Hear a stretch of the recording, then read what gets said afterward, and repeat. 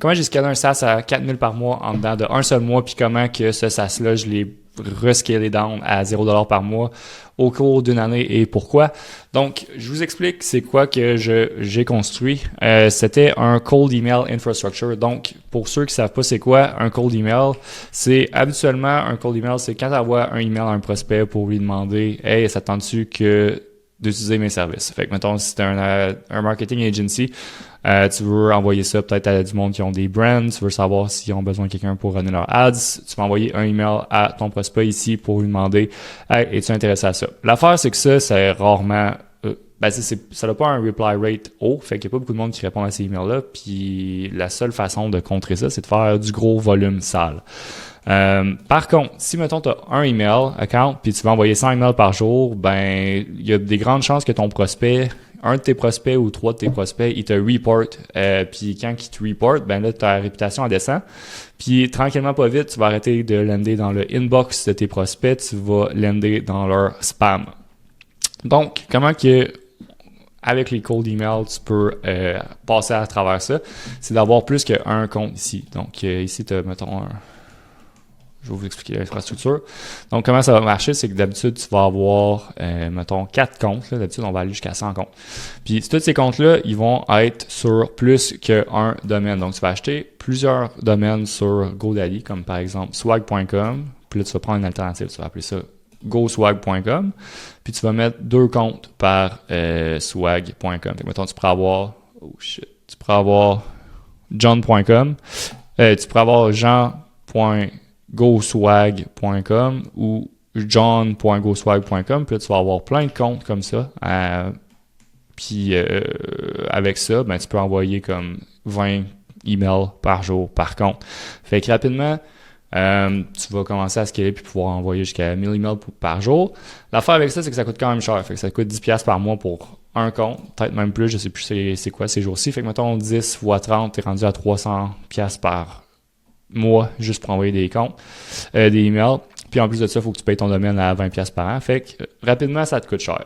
Donc, moi, ce que j'ai construit, puis d'où vient mon idée, c'est que en fait, je construisais un séquenceur pour des cold emails pour pouvoir, mettons, un séquenceur, ce que ça fait, là, c'est que ça va envoyer une séquence de emails de prospection à une personne parce que des fois, tu vas envoyer plus qu'un email. Fait que, mettons, tu vas envoyer un premier email, un deuxième email, un troisième email. Puis pour ça, tu as besoin d'un séquenceur que, mettons là, un autre exemple de séquenceur qui existe sur le marché, il y a Instantly, il y a Smartly. Moi, je faisais un compétiteur. Mon twist, c'était que il y avait l'automatisation AI pour handler ton inbox, fait que tu pouvais renvoyer des réponses plus vite. Fait que je construisais ça, puis pendant mon séjour à construire ça, j'ai commencé à me créer un infra perso à partir de OVH, qui est un hoster, un genre de cloud québécois. Puis il y avait des cPanel, puis un cPanel, ça te permet de créer des email accounts là-dessus avec des domaines custom. Fait que moi, je me suis dit, Chris, si je peux genre avoir plein de comptes sur mon cPanel sur différents domaines, comme on le voyait ici, là, sur un cPanel du site, ben, genre, je suis rentable en salle, là, tu sais, mettons, pour 50$ par mois. Il faut quand même que je paye le 20$ par an pour tous les domaines.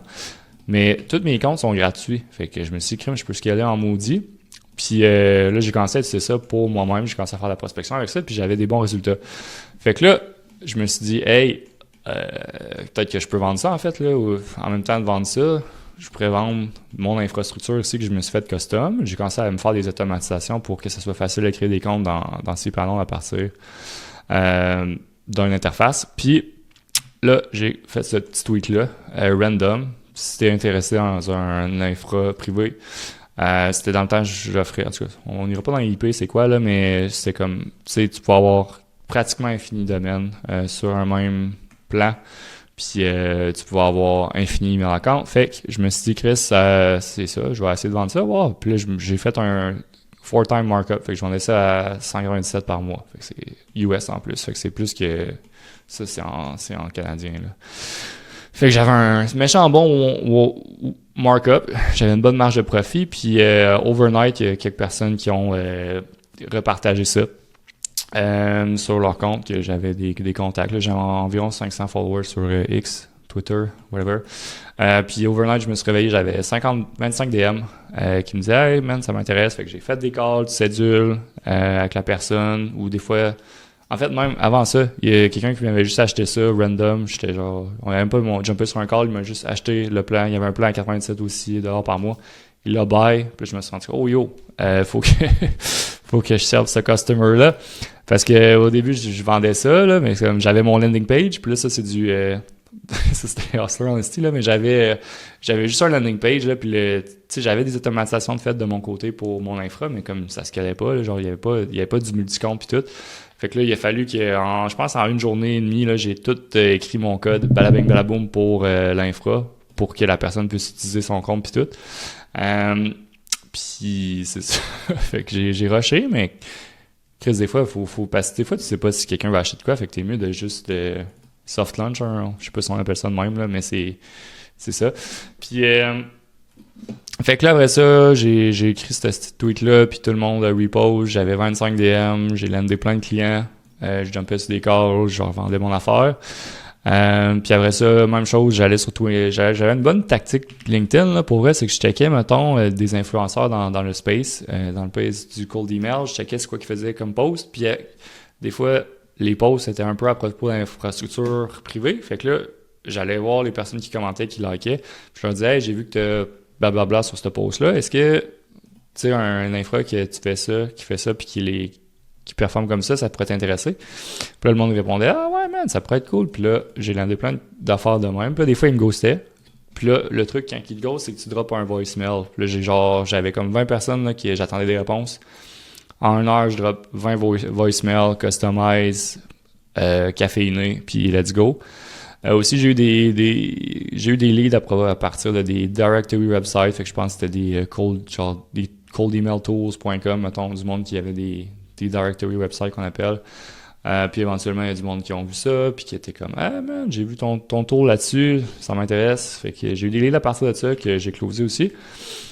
Puis c'est ça, puis pourquoi ça a pas marché en fait, c'est que je me suis rapidement rendu compte là, que l'infra marchait. Je sais pas, moi j'avais un scale limité de ce que je faisais. Puis ça marchait bien pour mon use case. Mais quand il commençait à avoir beaucoup de monde qui utilisait, eux autres, il n'y avait pas les mêmes résultats. Ça landait souvent dans le spam. Fait que, le monde, ils ont churné là, parce qu'il n'y avait pas les résultats qu'ils s'attendaient. Fait que, c'est ça. Fait que c'est pour ça que j'ai, le cPanel était quand même limitant. Je pense que ça ne performait pas super bien. Là, j'ai checké éventuellement, comme il y avait d'autres alternatives là, de trucs que tu pouvais aussi des email accounts dessus. Mais j'ai pas plus poussé que ça. Ce que je me suis rendu compte, c'est que c'est un marché... Tout ce qui est cold email, c'est souvent du monde young hustler pauvre qui ont pas vraiment le budget, genre. Fait que, tu sais, même s'ils vont t'acheter ton truc pour un mois, le deuxième mois, ils vont s'en aller puis ils vont dire « Ah, j'ai pas le résultat que je m'attends » ou ils savent juste pas comment l'utiliser. Fait que c'est pas un marché que j'aimais tant. C'est quand même stressant. Le monde, il dépend sur toi aussi. Puis c'est un peu pour ça que j'ai pas poussé plus que ça pour que ça marche vraiment. Fait que tu sais, quand le monde a commencé à s'en aller, j'étais comme ok, ben c'est chill. Puis c'est ça. Puis à partir de ça, c'est pour ça que dans le fond, j'ai redescendu à $0 par mois.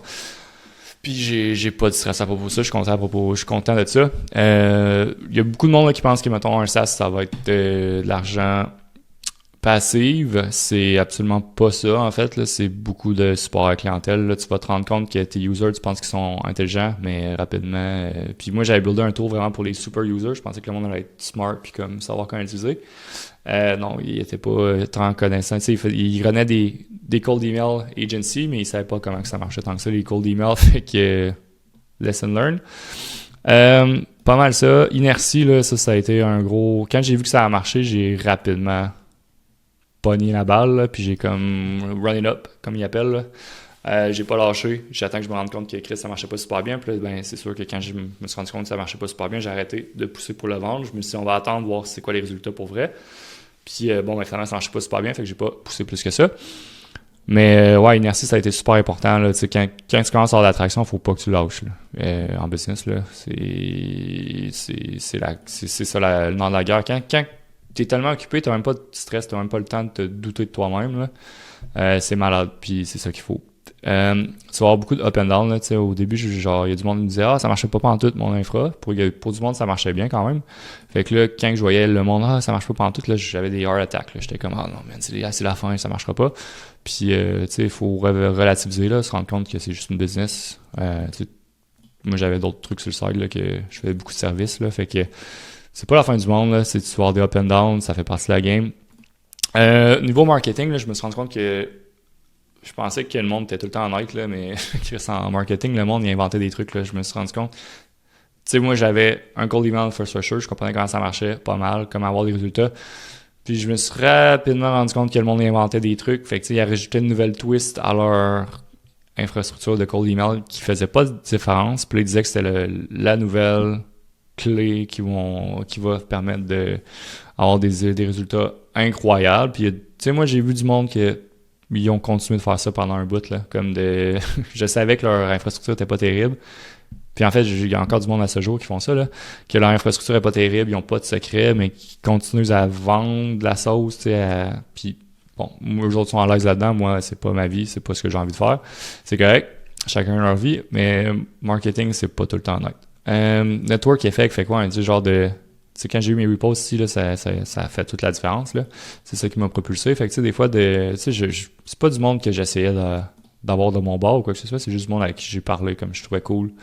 Puis éventuellement, ça a payé, mais ça n'a jamais été fait dans le but que ça paye. Fait que, tu sais, des fois, juste de parler à du monde, s'intéresser à ce qu'ils font, c'est cool. Puis pas dans le but que ça va mener à de quoi, là. Si tu fais ça dans le but que ça mène à de quoi, je pense que c'est contre-productif. Il n'y a pas de playbook en business, là, tu sais, je pourrais pas refaire ce que j'ai fait. Puis dans le sens que tu peux pas répéter les choses, là. Il y a beaucoup de monde qui vont vendre ça sur Internet, là, des playbooks de genre, on va te montrer comment scaler des trucs, mais je pense que la meilleure affaire en business, c'est qu'il faut que tu fasses ce que tu as envie un peu, là. Puis tu le fasses à ta façon, puis c'est ça qui fait la différence. Sans oublier les bases, là. Une fois que tu as les bases, je pense que tu peux faire un peu ce que tu veux. Puis c'est ça comme différenciateur. C'est ça, là, les users sont nouveaux on en a parlé tantôt, puis le fait que le monde s'en allait. Puis le market, j'aimais pas. Fait que ça, c'est tout été parlé. Fait que petite vidéo sur comment j'ai scalé un SaaS, puis comment que le SaaS a burné en dedans d'un an.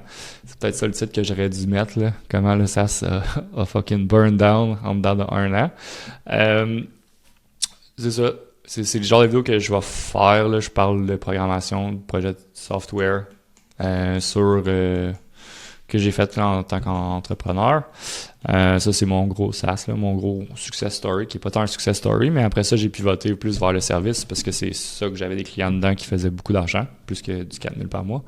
Puis c'était plus safe. Là, on va peut-être en faire un SaaS éventuellement bientôt. Mais ça va être avec tous ces appris-là, toutes ces affaires, ces apprentissages-là dans la valise. Puis that's it.